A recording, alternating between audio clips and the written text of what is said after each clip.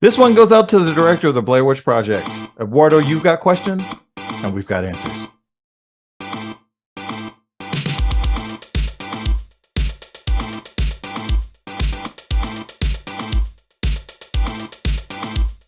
Round one, fight!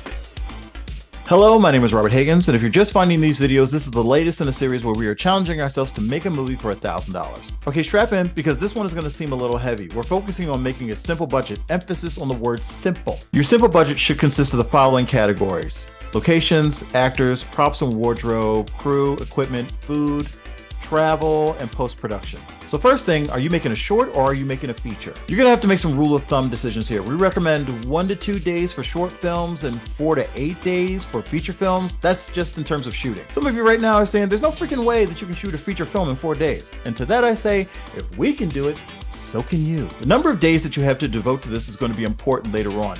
You should be shooting about 5 pages a day, but you probably won't get more than 10 pages a day, which if you're doing the CineMath at home means your short film shouldn't be longer than 20 pages or your feature film shouldn't be longer than 80 pages. This is what the simple budget is for. It's designed to act as a ceiling so that the whimsical of your script doesn't float into the ridiculous. Here's another rule of thumb. Most scenes in movies are about 2 pages long. They don't have to be, but just go with me here. 90 minutes, which is standard movie length, means there are about 45 scenes in a movie. With your script at a maximum of 20 or 80 pages, that's about 10 or 40 scenes per year. Now look at your locations. How many scenes do you need them for? At 2 pages per scene, you can actually rough out how many days you need that location. For example, let's say you're using your house as a location. You're using it for 10 scenes at 2 pages per scene.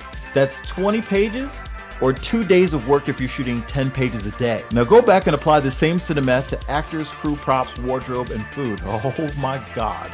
Food. It should be said here that we're basing this off of an 8-hour shooting day. Yes, you can shoot for longer, but most of your cast and crew is probably getting into this for free or close to free, and you don't want to be the person who exploits people. People have lives and day jobs and families, and let's be honest, after 8 hours, it's really a game of diminishing returns.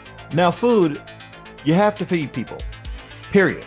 Our rule of thumb has always been about $10 to $20 per person per day, but let's be honest, you're probably going to be leaning more towards the 10 part, but we're going to talk more about that when we talk about making meals from food that you can buy in bulk. But this is why it's important to figure these things out before you write your script, because the more people that you have on set, the more people that you're feeding, the more money you're spending. So look at your beat sheet. Ask yourself, do I need this character? Do I need this much crew? Because if you don't, either get rid of it or figure out how to do for free. Also, with your cast and crew, you've got to consider travel. Setting your main location at your house may save you on location costs, but if everyone has to travel to get to your house, well, you can't expect people to come out of pocket for your project. A travel stipend goes a long way for goodwill, especially if people were working mostly for free.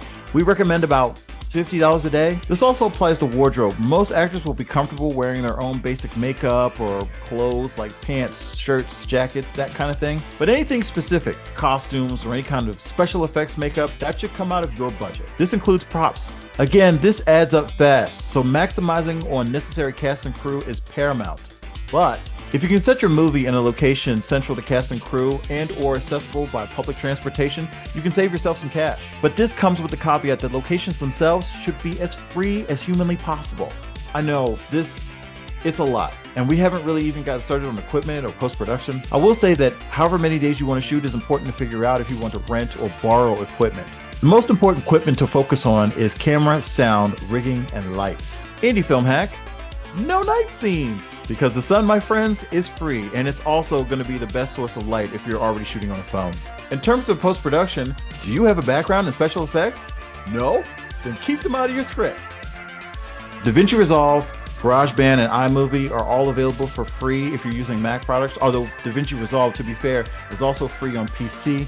That really covers editing, and we're going to get more into options for music at a later date. Making a simple budget is all about the practical things that you're going to have to consider while writing your script. Doing the not fun stuff now will save you in the long run before you convince yourself that the movie only works if it follows the script 100%.